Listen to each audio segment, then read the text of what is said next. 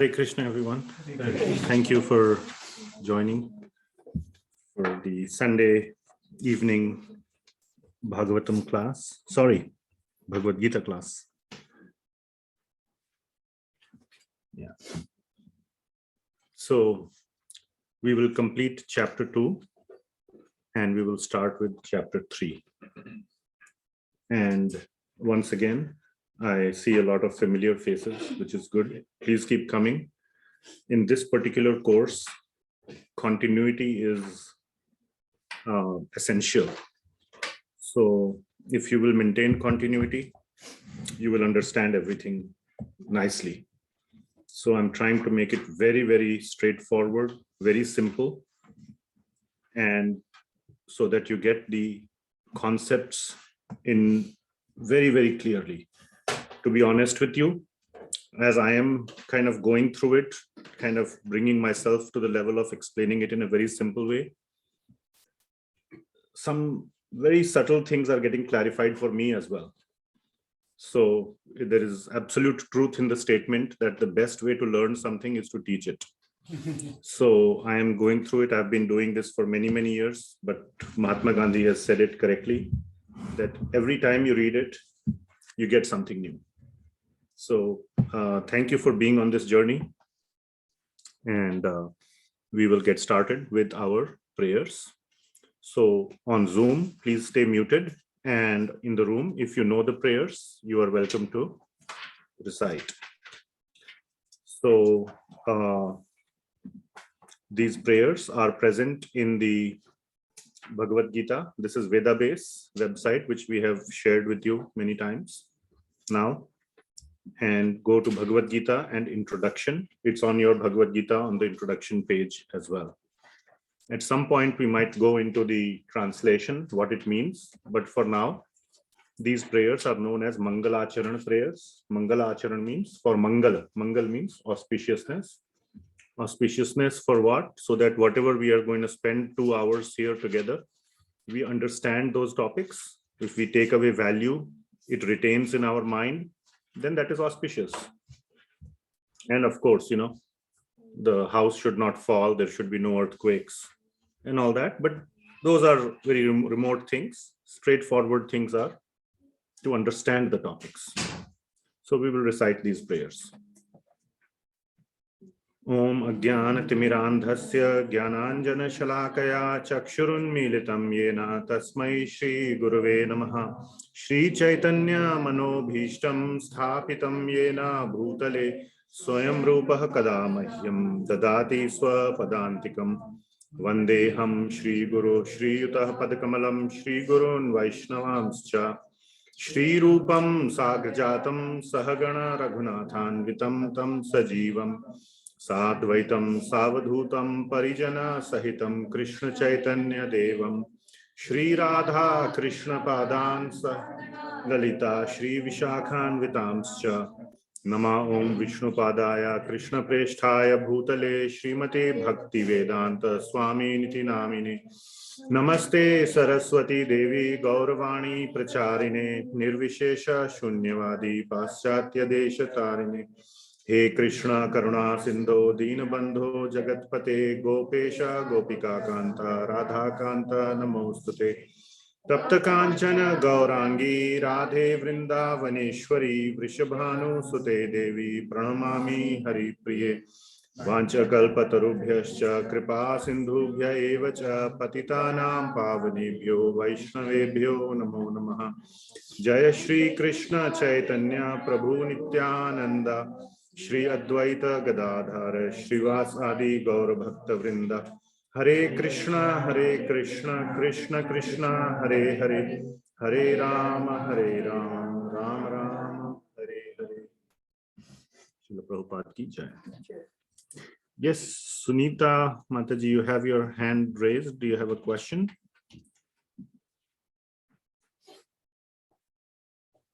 You can unmute and ask if you have a question, or I'll lower your hand. Okay. And one more thing I have to do here. Just 1 second.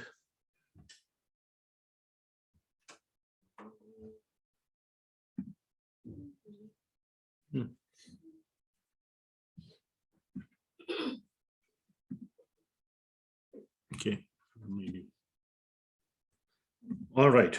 So we will, having recited the prayers, we will get started. I will share the slides.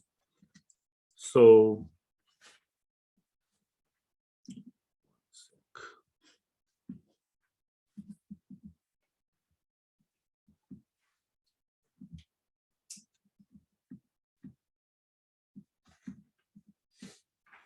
okay, you still see the slides, okay?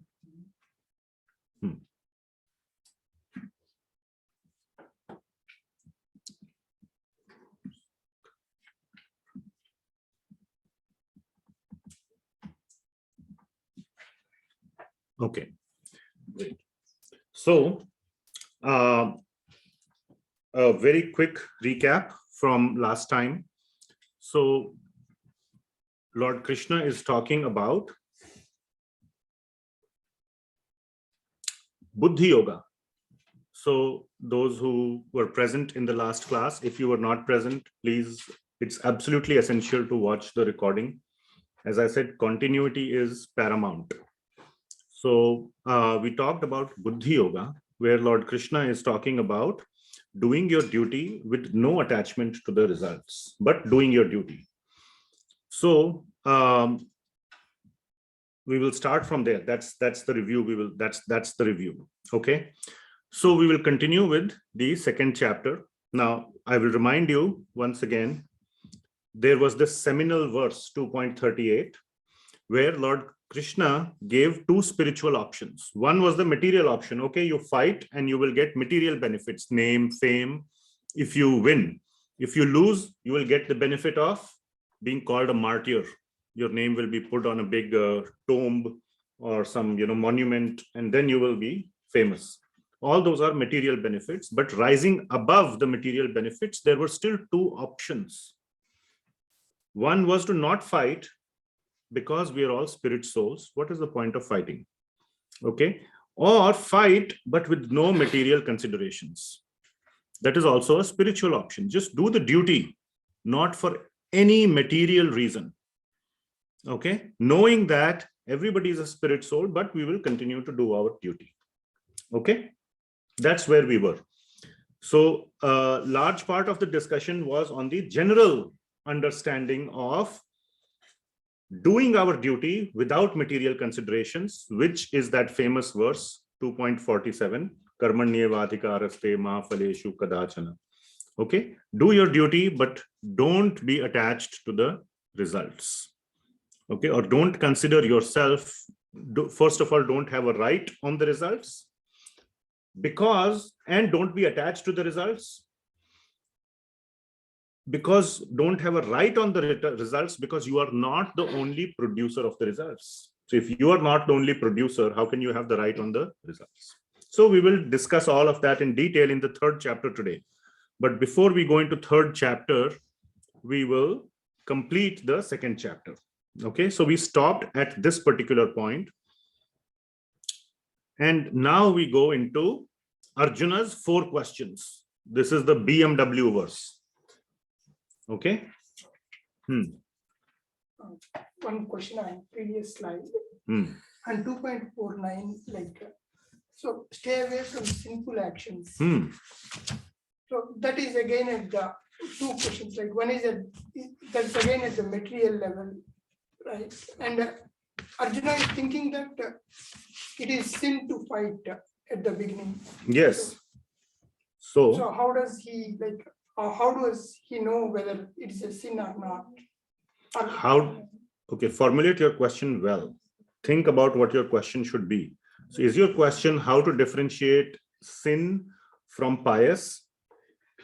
Yes. Yeah. Like when somebody is, when we are in a confusion whether it is a right or wrong, sin or pious. So how to get the clarification on that. Okay. So your question is, I just want to be very clear. Your question is sin versus pious. But you are very clear that both are material options. Yeah. That is very clear. So Bhagavad Gita is a very concise text. A very simple answer for what is sinful versus pious a very simple answer is to do things which you would want others to do to you. Okay. So if you don't want, at a very simple level now, sin and all can get very complex. What is sinful, what is not sinful is a very, very complex question when you are talking about the borderline activities. And we see that in today's modern debate also, whether to have guns or whether to not have guns. Okay, or whether to do this or whether to do that, whether to allow political ad contributions or not. You took look at any landmark Supreme Court case. Why are those judges and all so advanced and so, whatever, have to go through so much study? Is because they are dealing with questions which don't have a very clear answer. Okay, if I stand on the street and you are an innocent man and I shoot you, it's very straightforward. You don't need a Supreme Court judge to tell that I committed a crime. Okay, so it's not about the black and white cases. So first of all, what is sinful, what is not, is a complex answer. Bhagavad Gita does not go into that. At a very simple level, it is don't do something which you wouldn't want others to do to you. That is the simple answer. So does that satisfy your question? Yeah. So in that case, Arjuna doesn't. Maybe still there could be some confusion, but that's okay. Formulate your question. Okay, formulate your question. We are on a very fast track. Next time, I suggest you write down your question. Very clearly, you write it down. Writing encourages or it brings out clarity. So when you yourself have to write it down, you will yourself see that, oh, otherwise in the mind, there is some question, but when you start saying it, you realize I'm not clear what I want to say. So write it down yourself. It will make it efficient for all of us. Yes. Okay. So now we go into the BMW verse. So Arjuna is asking 4 questions in this BMW verse. So he has understood, or he has at least heard Buddhi Yoga. So please go to now 2.54. Everybody should have a book in front of them, the Bhagavad Gita as it is. Or I have shared with you what's the website. You can look it on your device, smart device, etc., etc. So here the question is, sthita-prajnasya ka bhasha samadhi sthasya keshava sthitadhi kim prabhasheta kim asita vrajeta kim. Okay, so very interesting verse. So the translation is, "O Krishna, what are the symptoms of one whose consciousness is merged in transcendence?" This is known as a sthita-prajnah. That's the first word.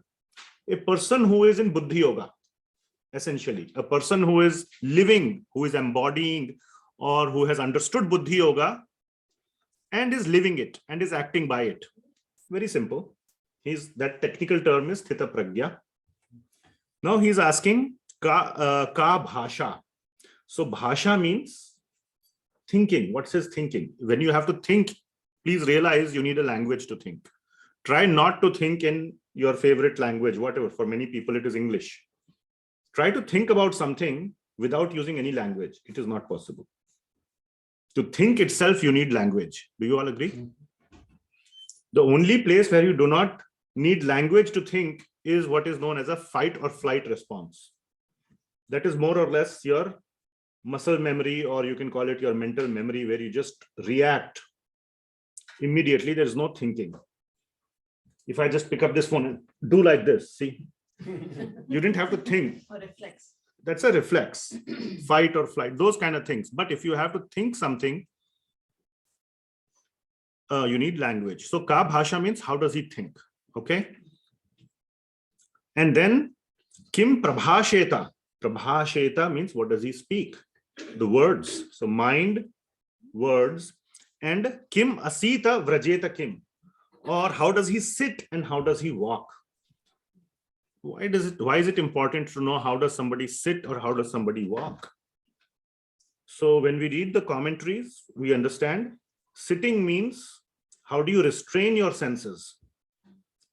Okay. And walking means how do you engage your senses? Isn't it? When you walk, you engage all your senses. And when you sit down, you can restrain all your senses, which means how do you basically engage your body? How do you open up your body? How do you close down your body? So that is the B. So these are the three things basically. And this BMW is used so many times: body, mind, and words. These are the three avenues for action. Okay. Body is definitely an avenue for action. Words are also avenue for action. We say, sometimes words hurt more than action. So, and then the mind also. It may not directly affect somebody, but it affects us at least. And in a subtle way, it does affect the other person. But that is more metaphysical. Okay. So it is very important that we analyze anybody's existence in these three terms: body, mind, and words. Yes, quick question. Why are words and speech needed when you can think with emotions, conflict, and images? We won't go into that. Okay, just we'll talk about it after the class. Okay. All right. So now, sorry, in summary, he's asking how a sthita-prajnah should. The summary is, what are the practical aspects? Okay. I spent like 6 minutes trying to explain this one verse, but the point is, at a practical level, what to do. For For the sthita-prajnah. Okay. I have understood the theory of being a buddhi yogi. Okay. Now, how to really put it into practice? That is the question. Okay, give me a demo, or give me a live demo, as you say. You have told me the theory, you have told me the data sheet. Now show me a demo. All right. So that is really the question. Very nice. So in the next several verses, 55 to 69 is 15 verses. Lord Krishna is going to give a vivid description, okay, of a sthita-prajnah person. So now take 2 minutes and please read through these 15 verse translations, 55 to 69, and then we will discuss those.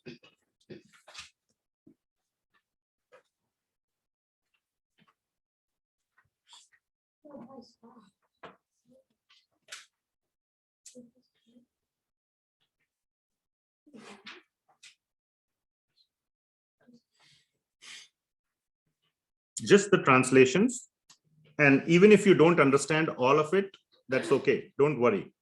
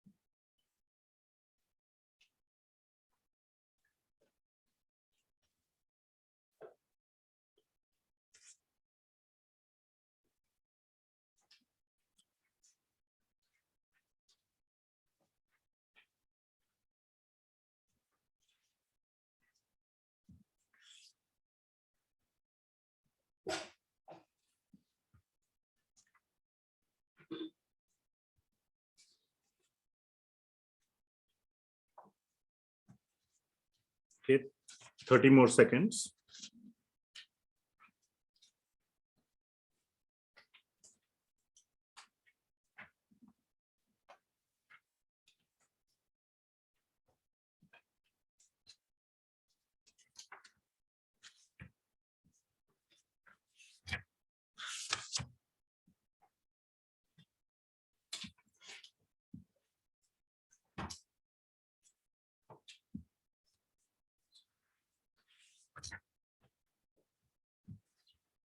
Okay, done.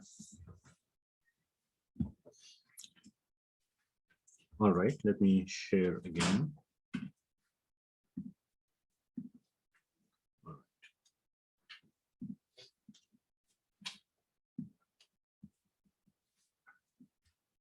Okay.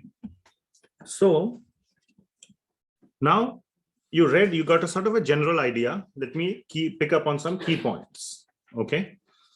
So the first point, the first two verses are very in this section, 55 to 69 are important. I mean, all of them are important, but some points that I will bring out. So 55 and 56, very important verses. Okay. At a practical level, in 55th verse, Lord Krishna begins to speak to answer this question. And he uses this word Atmani evatmana tushtaha. Tushta means what? Satisfied. Tushti. Tushti means when you have had if you are feeling hungry, you have a good meal, you say tushti. I am tushta, I am satisfied. There's another word in Sanskrit or Hindi we call santushti. Main santusht ho gaya, isn't it? Santusht means I'm satisfied. So tushta is the root there. So tushta means satisfied. So what is the identity? Satisfied in the self.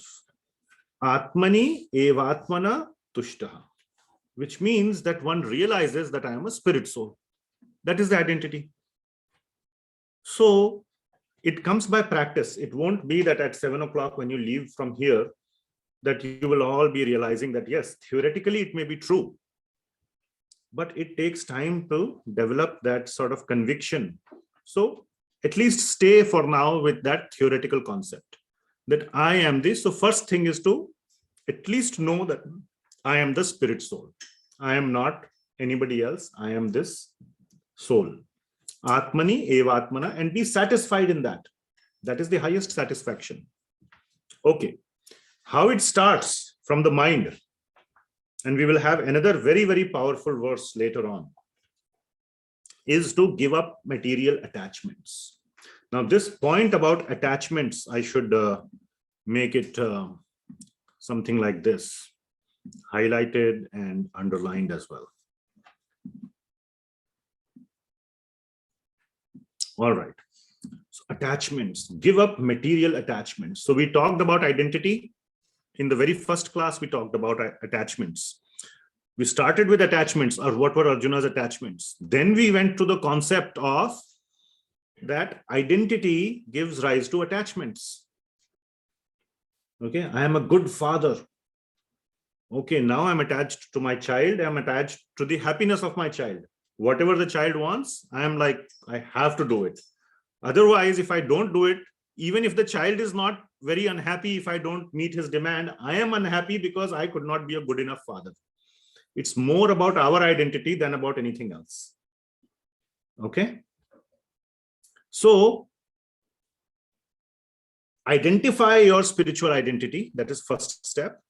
Then give up your attachments. But the second point is easier to follow than the first one. So at least theoretically identify, but practically you will identify many attachments in your life. Start with the small ones. You cannot say, or you should not say that, oh, I will, not give up my wife or husband or child, but give up the attachment even to them. It's very hard. So don't try to lift a 50-pound weight the first day you go into the gym. When you go into the gym, what do you start? If you have never been there, 3 pounds, and then gradually you work your way up. If you keep practicing, keep following the procedure or the prescribed steps, one day you will get to 50 pounds, 100 pounds, and you will maybe even win an Olympic medal. Who knows? Okay. So first step is to give up attachments. And these attachments we will talk about many, many times in the Bhagavad Gita. And this is a very, very important verse where Lord Krishna in the 56th verse, he says, Vita raga bhaya krodha sthita dhir muni uchyate. So Vita means to give up. Raga bhaya krodha. So those are the 3 words I have added here, put here. Raga bhaya krodha. And I will explain these arrows as well. So attachments are the root cause of bhaya and krodha. Many times we can physically perceive in our existence bhaya and krodha. You all understand bhaya and krodha? Fear and anger. So these days, every company is laying off. Google, Microsoft, whatever, Intel, all these, there is bhaya, isn't it? Is my name on the list? Something like that, some bhaya. If the market is going down or whatever, or if you're waiting for your visa or green card, oh, if Trump comes, then, he will, what you call, delay, or this bhaya for so many things is there.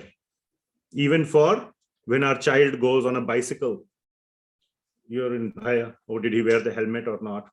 And whatever did he, so many things to have bhaya about. Correct? Or many of us have experienced krodha. The source of both his attachments. Bhaya for the child, whether he is gone on bicycle, but attachment to the child, his well-being. Attachment to being here in USA, green card or whatever.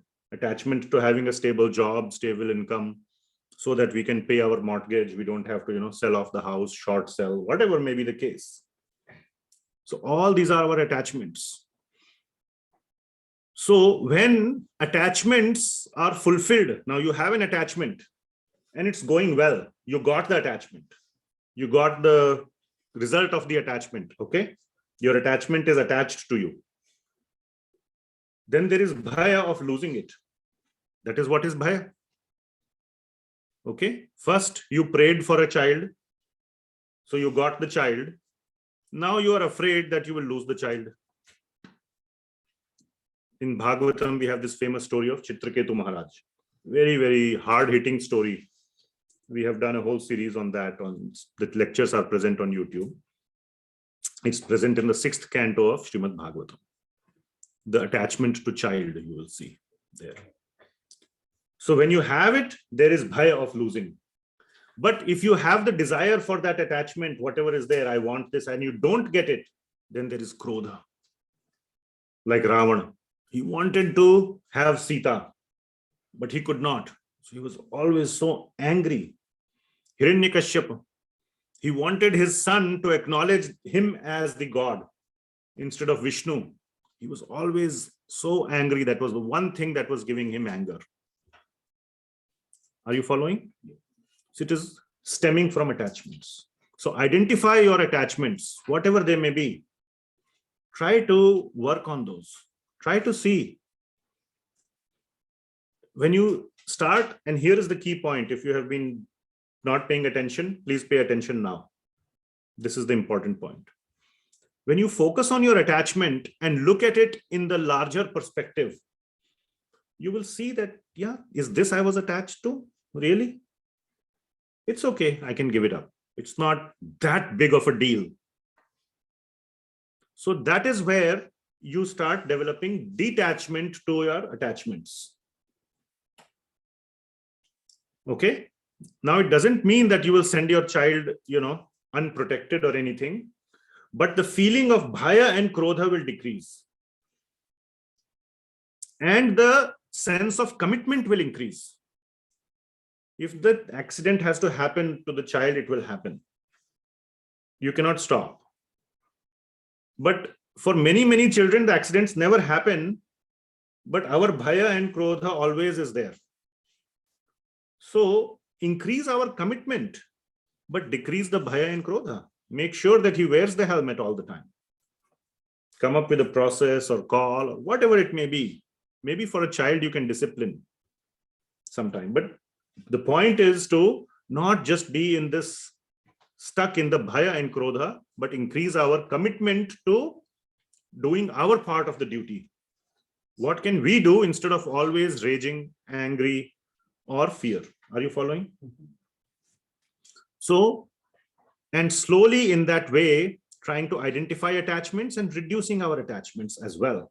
So for a child, it may be a very strong attachment. You can say, how can I give up the child? But other things, okay, Is it so important to live in the US? It's okay. I can, or whatever may be the other. It's not a big house, small house. What's the big deal? But I'm telling you, I have worked on it on myself, and I have worked on it with many people. When they start identifying the attachments, they begin to look small. The whole point is we get so angry or fearful or those things, and we don't go through this understanding or this process, and then we keep wondering, why is it happening? So this is a way to break down the theory, from the theory to break it down and to identify. You will see, and you will not see unless you do it. So please do it in your own life, and you will see this attachments diminishing. You will absolutely see your magnitude in your view of how big that attachment was will diminish. And then you won't be angry if you don't get it. Or you won't be as fearful all the time of losing it. Okay? So that is a very important lesson. A lot more about this, we will talk about it in chapter 6. Okay, then senses. So we talked about mind. Now we are talking about the senses, or the B. This was the M, this is the B. There is W also there. We'll kind of go over it, not go over it in detail. So body. This is another very important point. So kurma, in 2.58, there is the word kurma. Okay. Kurmo anganiva sarvashaha. So what does a kurma do? Kurma, you understand? Tortoise. Perfect example of restraining the senses. Upon seeing danger, what does it do? Withdraws its senses. And it is said, I have seen some video on National Geographic or something, that a lion or tiger was trying to, or some wolf or somebody was trying to, turn that tortoise and eat it. Could not. It is, once the shell sits and all that, it's just very protected, because it has, with the moment it pops out its head, it's gone. So immediately withdrawing our senses. So we will come to, where is that? I think I had a slide.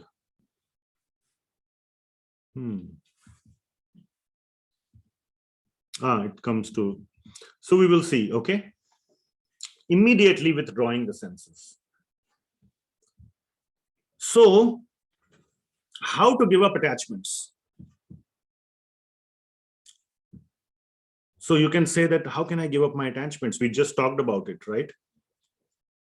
So the answer is, or how to control the senses when tempted. These are the two questions, right? This is talking about giving up attachments. What is raga in there? Attachment. Rag means attachment. Raga means attachment. Yeah. Some Sanskrit words do not have very popular Hindi kind of things. Rag means attachment. Get it in your head. We will use this word rag many times. Okay. So we talked about giving up attachments and controlling senses. Correct? In these two slides. So how to give up attachments and how to control senses. Okay. So some answers will be given. Practical answers. So this is, as you can see, a little more practical than just saying that identify yourself as the soul and then do the actions with no material consideration. That was a theoretical understanding. Practical level. How to give up attachments and how to control your senses. So senses are very strong. So the first answer is no need to control the senses. What? That's why I have that little smiley there. Just now you were telling control your senses. No, you don't need to control your senses. What you need to do, and you don't need to give up your attachments. So there is this very important word in the 59th verse. So if you look at the 59th verse, please go to 2.59.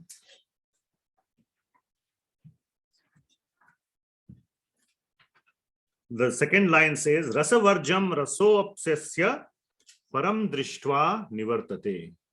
So this param drishtva nivartate means what? Param drishtva. That means that you can, if you attach yourself to the higher attachments, nivartate means then you can get rid of your lower attachments. Okay. If you have to move from a apartment to a 3,000 square foot house, you won't regret leaving the apartment, isn't it? In general sense, isn't it? Nobody regrets going from Honda Civic to Tesla or Mercedes, isn't it? But that is at a material level.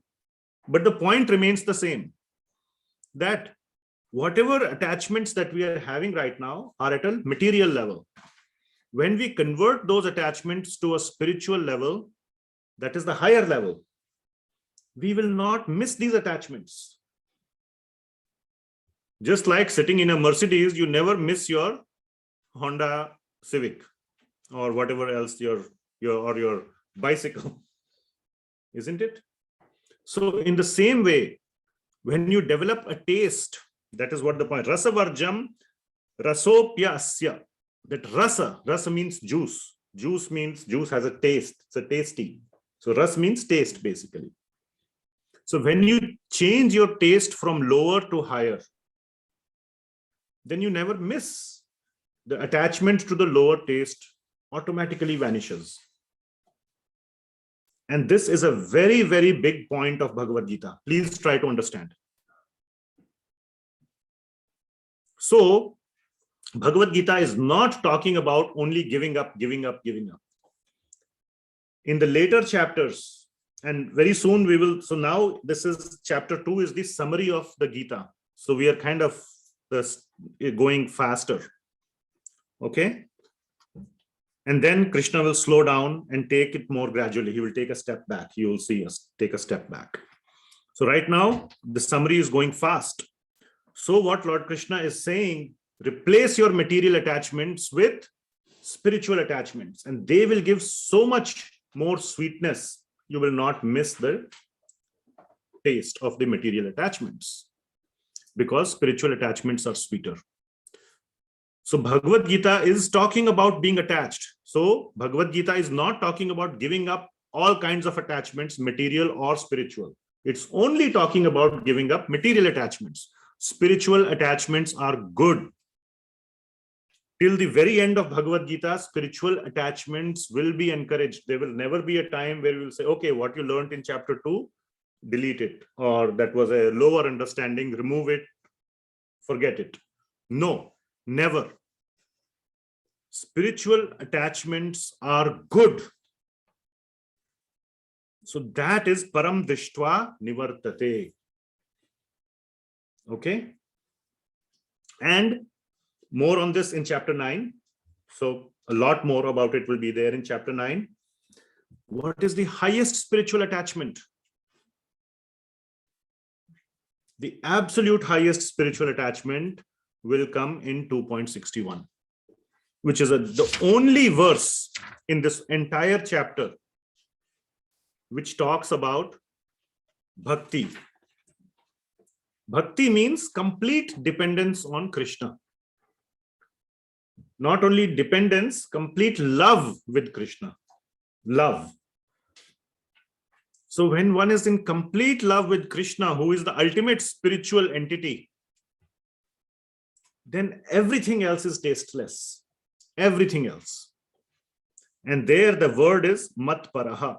Yukta asita matparaha. Matpara means completely the entire consciousness is engaged in me. Mat means me. Anywhere you see the word mat or mam or aham, when Krishna is saying, not when Arjuna is saying, when that means it refers to Krishna. Who is speaking the Bhagavad Gita? Krishna. So aham means me. Depends on who is saying the word aham or mat or mam. Mat para means me, who is completely focused on me. Because Krishna is saying this verse, he means who is completely focused on Krishna. So that is the ultimate spiritual taste or attachment. So think of all the, great saints, like Mirabai is a very nice example. Was there anything else that would give her happiness? Her father was a king. He said, I'll marry you to the best prince in the whole country. What would be a better thing for a young girl to be married than to be married to a very, nice, handsome, rich, prosperous prince? She said, no. More to ek Madan Gopal. So if there's anybody I want, it is Madan Gopal. Otherwise, I don't want anything. Because everything else was tasteless. Okay, so that is the highest taste. But Bhagavad Gita will slowly take us there. Right now, we are in second chapter. We are just giving Lord Krishna is giving an overview. Are you following so far? Anything hard in this? Huh? Yet people say Bhagavad Gita is hard. So if you understand it properly, it's not hard. It's very straightforward. Okay. So again, more of this will be there in chapter 9. So this was about attachments. Are you clear? Remember once again, two questions, right? Attachments and controlling senses, which goes back to this verse, right? Or these two verses, give up attachments and how to control senses, correct? So we have answered the first one. No, not we, Krishna has answered the first one. How to control your, so this one was talking about attachments and this one was talking about controlling the senses. Or from here, so attachments, replace the attachment with spiritual attachments, correct? That's the answer. Now controlling the senses, this one. So controlling the senses, very important. Okay. So in 62nd verse and goes on till the 63rd verse, you might have read as you were reading. There's a sequence given. And in the 62nd verse, the first 3 steps in the sequence are given. And in those 3 steps, the first step is dhyayato vishayan pumsha. Pumsha means people. Okay, we'll go backward. Vishayan, what is Vishayan? Vishaya. What does Vishaya mean in, anybody knows Vishaya? Subject. But we will call, the meaning is object. Subject or object, it's the same thing. Okay. Object or subject, whatever. It is the topic. It is the center point. For all people, the center point of the senses is a sense object. And the first step is dhyayato, which means to contemplate. Contemplate. Think about it. One glance and your mind starts working. So for men, what is the object, biggest object of senses?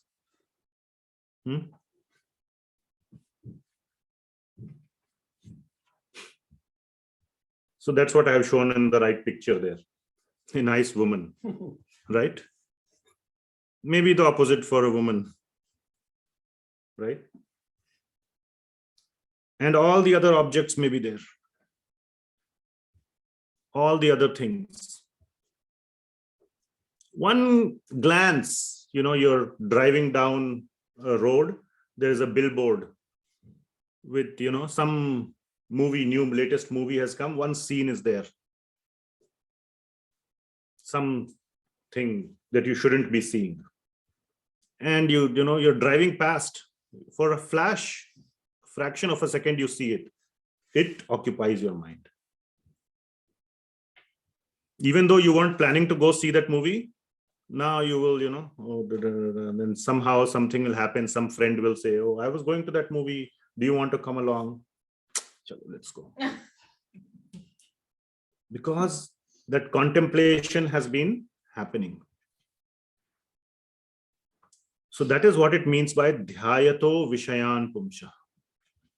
And then you associate with the object.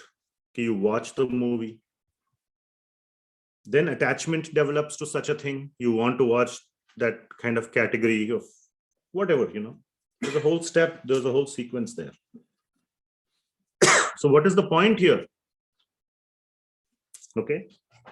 The point is, it is like a cancer which keeps increasing. So what is the best time to stop a cancer? Early stages. Yes. In the beginning. In the beginning. At step number 1. So the answer is to nip it in the bud, as they say.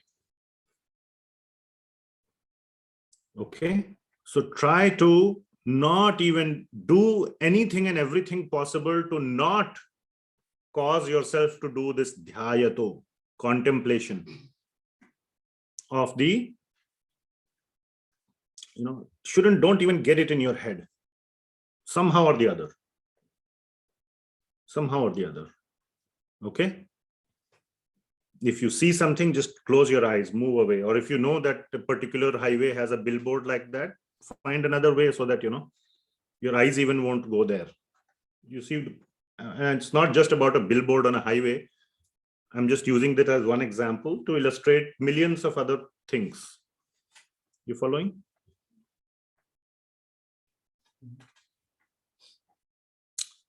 So that is the point. Okay. Okay, so that is the chapter. Now, the summary is given by the Lord Krishna in last 3 verses, 70, 71, and 72. Okay. So before we go there, are you all with me? It is practical. Okay. There are practical tips given here. And now Lord Krishna is summarizing that we should curb 3 things. So in the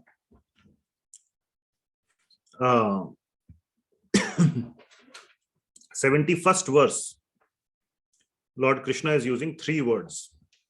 The translation is: a person who has given up all desires for sense gratification, who lives free from desires, and who has given up all sense of proprietorship and is devoid of false ego, he alone can attain eternal real peace. So please mute yourself.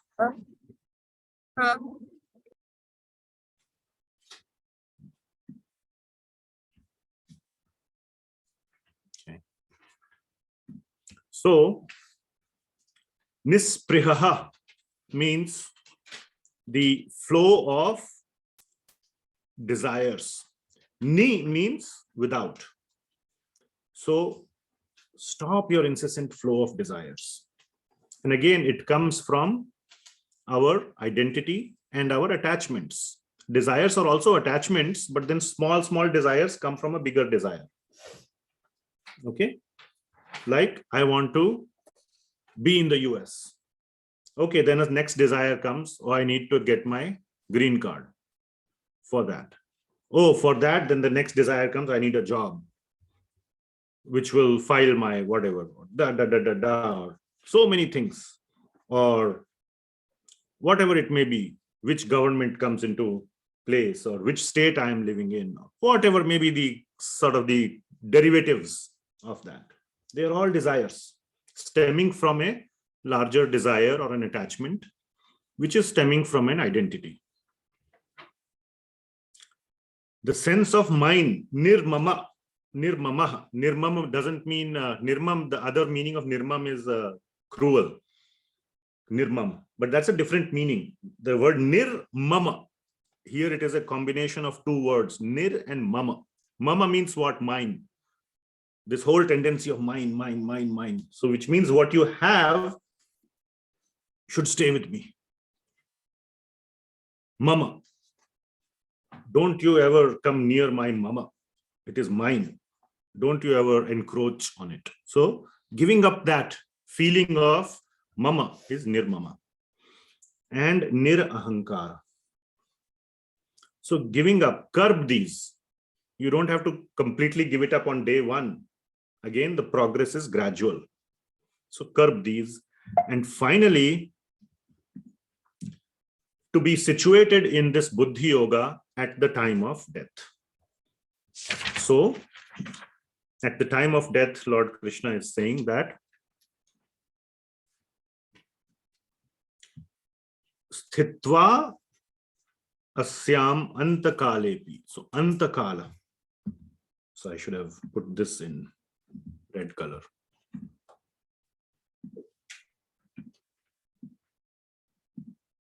Antakale. Antakal means at the time of death. Brahma nirvanam richati. So being situated in this Buddhi Yoga at the time of death. Brahma nirvanam richati. Brahma nirvanam is the state of nirvana or moksha. One attains moksha. Okay. So the summary of the whole discussion is to live our life as a Buddhi yogi, which means continuing to do our actions, but with a spiritual identity in our consciousness, focusing on our spiritual identity, which means reducing our attachments. If the spiritual identity is spiritual, are reducing our, not attachments, what should I say? Material attachments. We had to add that adjective. How we reduce material attachments? By increasing spiritual attachments. But the point is, by reducing our material attachments, by living that life of a Buddhi yogi, controlling our senses, and at the time of death, when we leave our body in that consciousness, we will attain moksha. That is the last verse of second chapter, which we will cover in great detail in chapter 8. All right. So that is the end of chapter 2. Any questions on chapter 2? Now is your chance to ask questions.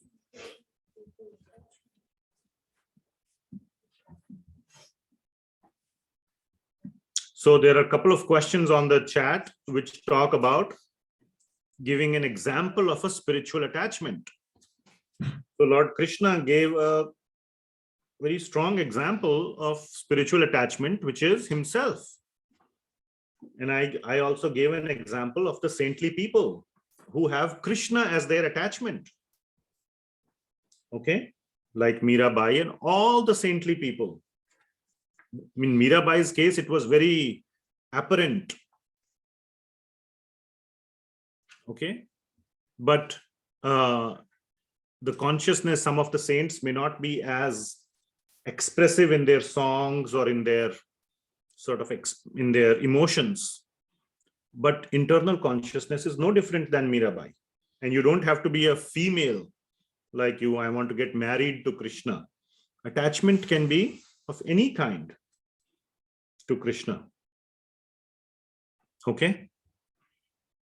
So is there still a question? There are two people, Kirti and Kruti, about examples of spiritual attachments.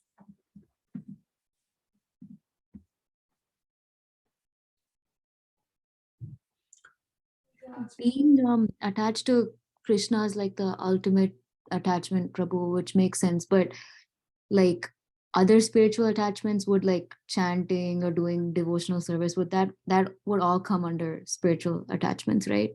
Absolutely correct. And to kind of fast forward into the future chapters, Krishna is spiritual. He is a spiritual person. He does not have a material body. We are also spiritual, but our Atma is spiritual. It has a covering of a material body because we are in the material world. Anybody who comes into a material world, like if you go in the jail, you cannot go in as a criminal.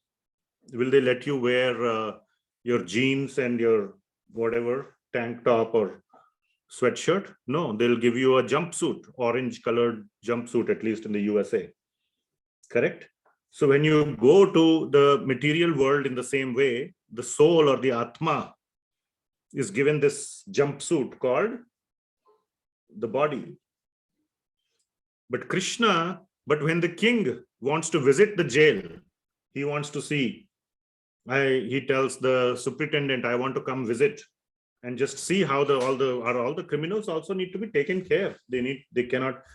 So will the jailer or the superintendent say, sir, you have to wear a jumpsuit? Huh? No. The king will come in his, nicely pressed suit, pant, tie, everything to visit a jail. So similarly, even though now Krishna, when he is in Vaikuntha, he does not have a material body. Neither does he have a material body when he comes to the earth or to the material world. In both cases, we have a material body, he does not. Whether here or there.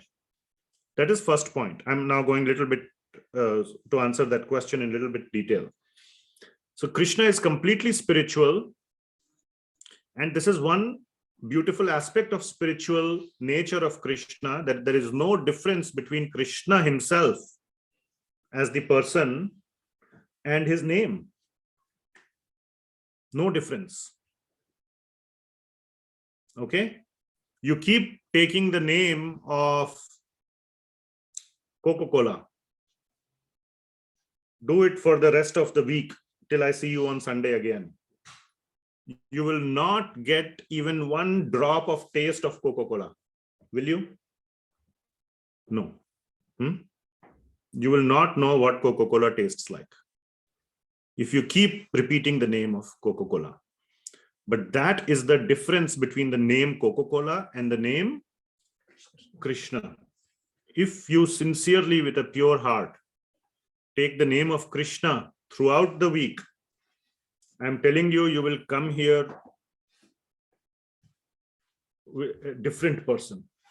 You would have had an experience of Krishna himself in your heart, which will not, you will experience some aspect of sweetness of Krishna in your life, which will not happen if you keep taking the name Coca-Cola. That is because Krishna is spiritual and his name is also spiritual. Coca-Cola is material and the name Coca-Cola is material and is different from the object Coca-Cola. The name Krishna is no different than the person Krishna.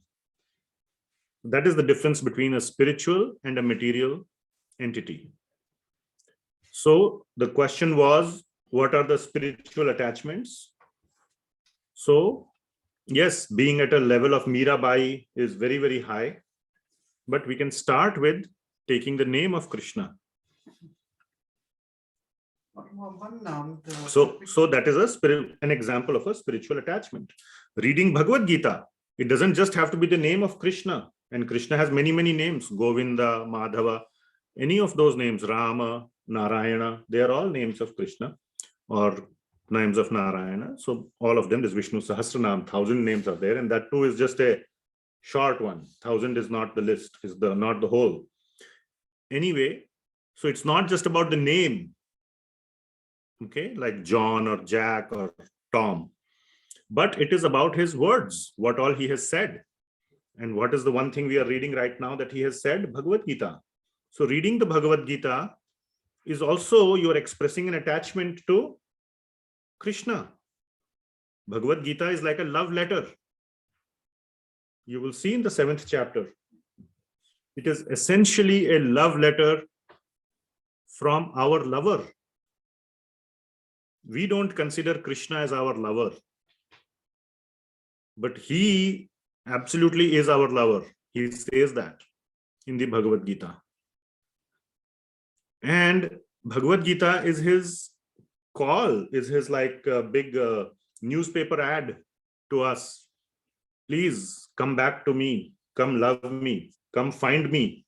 Here is my address, come back.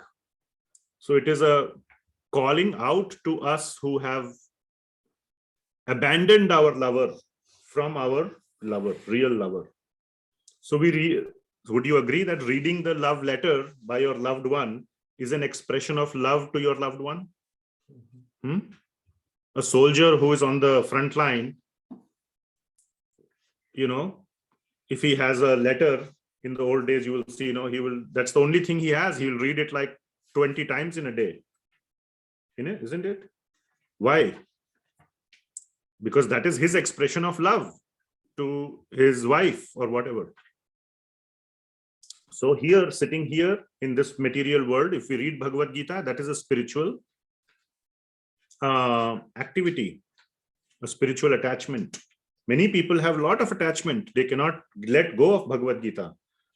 1 hour they get free, they want to read Bhagavad Gita or Bhagavatam or this or that. They're like trying to find time. How can I stop everything else and read Bhagavad Gita or Bhagavatam? Or like, come on, get everything out of my way so I can do this. I know of many people like that. So that is also spiritual attachment. Okay. And many, many examples can be there. So many examples. Yes, question. So does that answer your question, Kruti Mataji? Okay. Yes, Prabhu. Yes. It definitely makes sense to have a higher purpose and focus on the higher purpose. Spiritual purpose. Let's be this is a technical class. This is a physics class. We will use technical physics, like precise terms, engineering terms. Okay. So spiritual purpose. But we also have responsibility as a father, as a student, yes. Right? How do we balance, the responsibilities, that bodily responsibilities versus a spiritual purpose? And that is all that Bhagavad Gita is all about that. So nice segue into chapter 3. Okay, that's exactly, isn't that Arjuna's situation? That's exactly his situation. He has this big responsibility in front of him, which is a combined responsibility of all the things that you are talking about. Much and much more. His family was insulted and berated and all that, and he has to go deal with that. And then, he's a king or a, Kshatriya, and he has to fight for justice and all those things. So he's trying to balance how to do that, this or that. That's the whole dilemma. So you're asking the most fundamental question of Bhagavad Gita. So in a few classes, if it's not yet clear, then we'll talk. But you're asking me Arjuna's question. Okay. Anything else? So this was a very important discussion about what are spiritual attachments. So we spent like 8 or 10 minutes talking about that. So if our dear Shyam Leela Mataji is listening, this would be a topic to be, this is a 10-minute topic on what are spiritual attachments. Please remember this. What is the meaning of spiritual attachments? And listen to it again. Okay. What else? Any other questions? Otherwise, we'll dive into chapter 3.